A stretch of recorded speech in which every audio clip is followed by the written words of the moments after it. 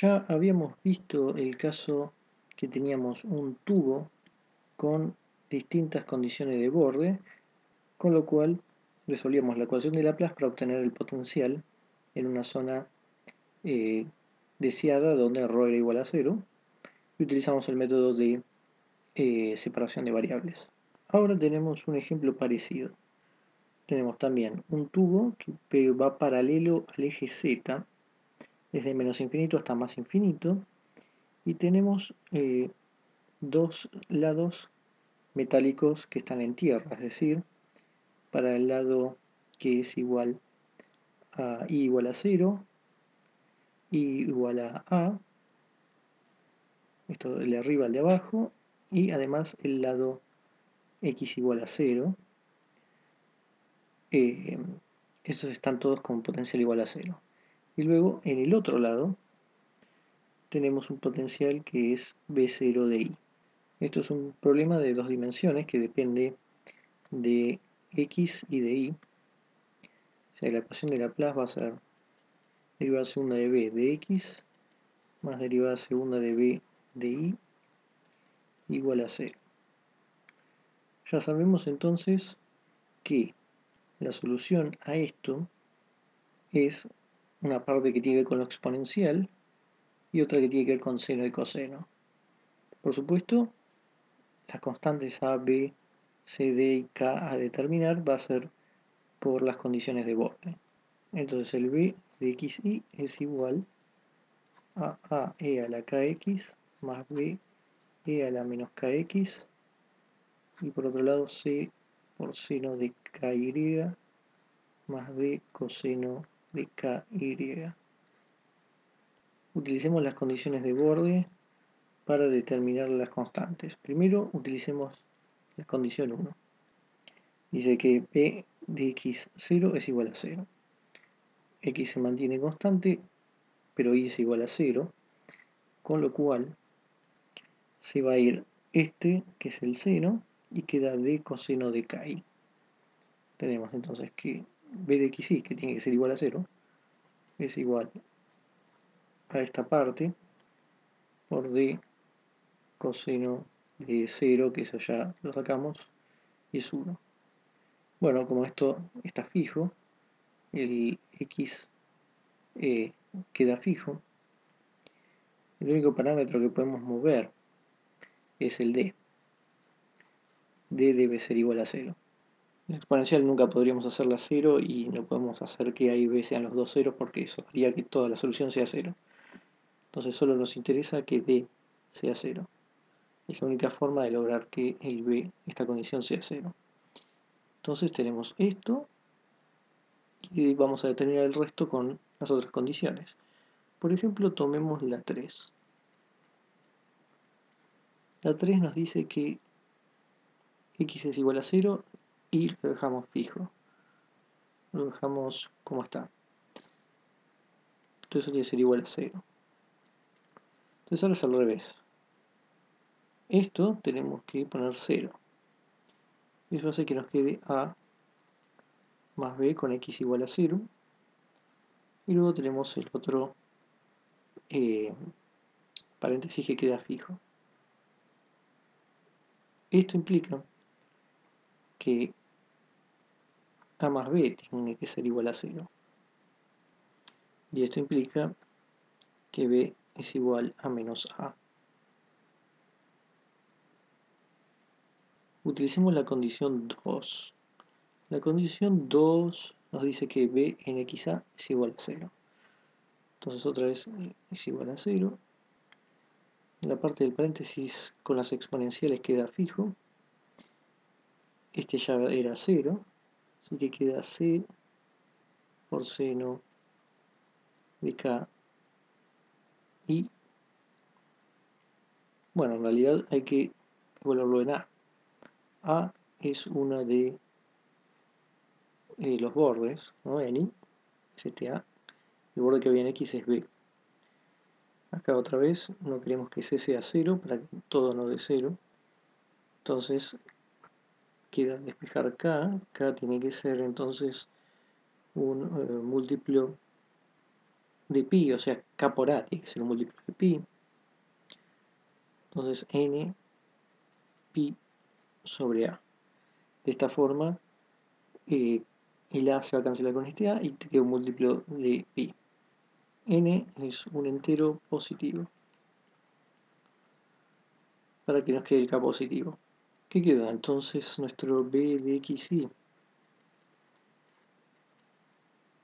Estamos buscando entonces una fórmula general para el potencial del tubo, y por ahora, uniendo todo esto, tenemos este a. Habíamos dicho que b era igual a menos a, por lo tanto podemos sacar factor común a, quedando ya la kx menos e a la menos kx, ¿no? Multiplicamos por a, va a devolvernos a y acá con un menos a. El de ese iba, quedaba c de seno de ki. Pero tenemos quién es el k, entonces esto podemos escribirlo como ac, juntamos las dos constantes, y de hecho después lo podemos llamar c grande, una sola constante, que es a por c. E a la n pi x sobre a menos e a la menos n pi x sobre a seno de n pi y sobre a. Entonces esto que llegamos va a ser igual. Lo que vamos a hacer es convertir esto a el seno hiperbólico, que va a ser esto dividido 2. Entonces pasamos el 2 para el otro lado, es este 2 que pongo acá. Tenemos 2ac, el seno hiperbólico de n pi x sobre a, y este que quedó afuera, que es un seno de n pi y sobre a. Esto es otra constante, llamémoslo c grande prima, para diferenciar de la que dijimos antes. Pero lo importante es que esta solución es una solución particular, pero podemos tomar, como siempre hicimos, una combinación lineal de este tipo de soluciones. Es la forma más general que podemos tomar para una solución, es tener una combinación lineal infinita, desde 1 hasta infinito, de cn's, seno hiperbólico de n pi x sobre a, seno de n pi y sobre a, que da determinar quién es el cn. Y para hacer eso, primero vamos a pedirle que cumpla con esta condición, la 4, que es la única que faltaba, que es que evaluado en b, i, nos dé un b0 de i. Entonces evaluamos en bi, evaluar eso en bi nos da sumatoria igual a 1 infinito de cn, seno hiperbólico. Hay que evaluar en b, así que n pi b sobre a, y el otro depende de i, así que seno n pi i sobre a. Todo eso tiene que ser igual a b0 de i. Esto es un b0 de i. Entonces, ahora hay que hacer el truco de Fourier o de Euler, que es multiplicar por seno de esto, pero un n', integrar. Entonces, vamos a marcar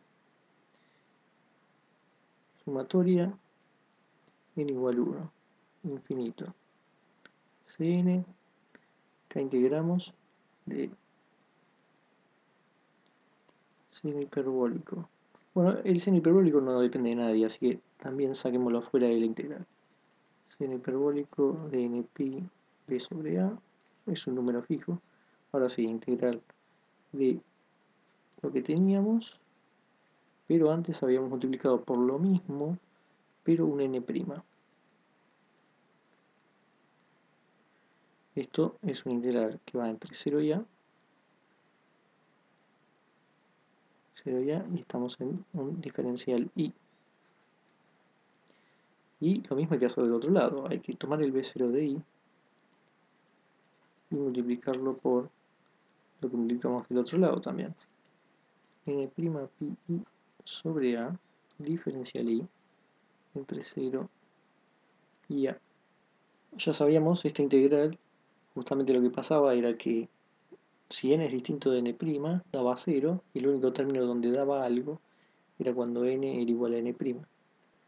Teníamos que la integral esa de los dos senos, uno con n' y el otro con n, daba 0 si n es distinto de n',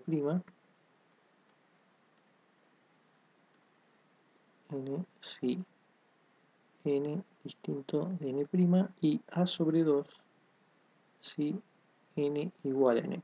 Entonces, eso hacía que automáticamente nos quedara un solo término, van a ser todos ceros en la suma, salvo este que nos daba a sobre 2. Haciendo entonces que desapareciera la suma, ya que suma solo el término n igual a n'. Entonces ese directamente lo llamamos, podemos llamar n' o n, es lo mismo.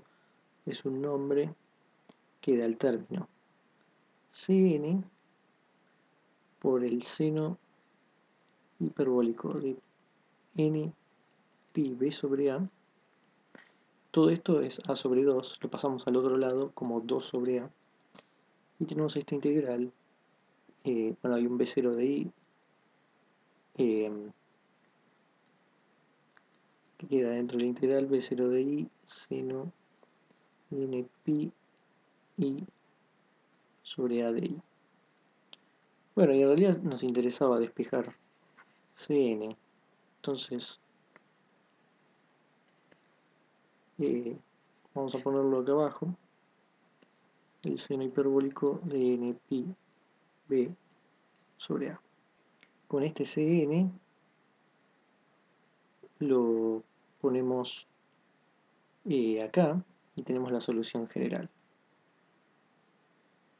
Pero, ¿qué pasaría si el B0, en vez de depender de I, es un B0 constante? Algo que ocurriría para poder sacar este B0 afuera de la integral. En ese caso, Cn ya no depende de I, sino que es una constante, sale afuera de la integral. Seguimos teniendo el seno hiperbólico de n pi b sobre a, integral de 0 a, y solo queda dentro el seno de n pi i sobre a, diferencial. Si uno hace solo esta integral, va a dar que es 0 si n es par, o va a dar 2a sobre n pi si n es impar. Entonces este Cn lo ponemos en la sumatoria general que teníamos, no en este, acá en realidad no era acá donde había que ponerlo, sino en este que está acá. Y en este caso ya no nos va a quedar con una integral, sino que ahora ya la integral está resuelta de esta forma. Por supuesto, hay que decir que va a depender de que n es par o impar, pero si n es par da 0, así que eso hace que todo dé 0. Entonces solo nos vamos a quedar en la sumatoria con el n impar. Sino entonces que nuestro bxi, para justo este caso, donde b0 es una constante, nos dé igual a 4 b0 pi, sumatoria de los n impares, de seno hiperbólico de n pi x sobre a, seno de n pi i sobre a, sobre n seno hiperbólico n pi b sobre a. Esta es la solución general para el caso de b0 constante, este caso particular.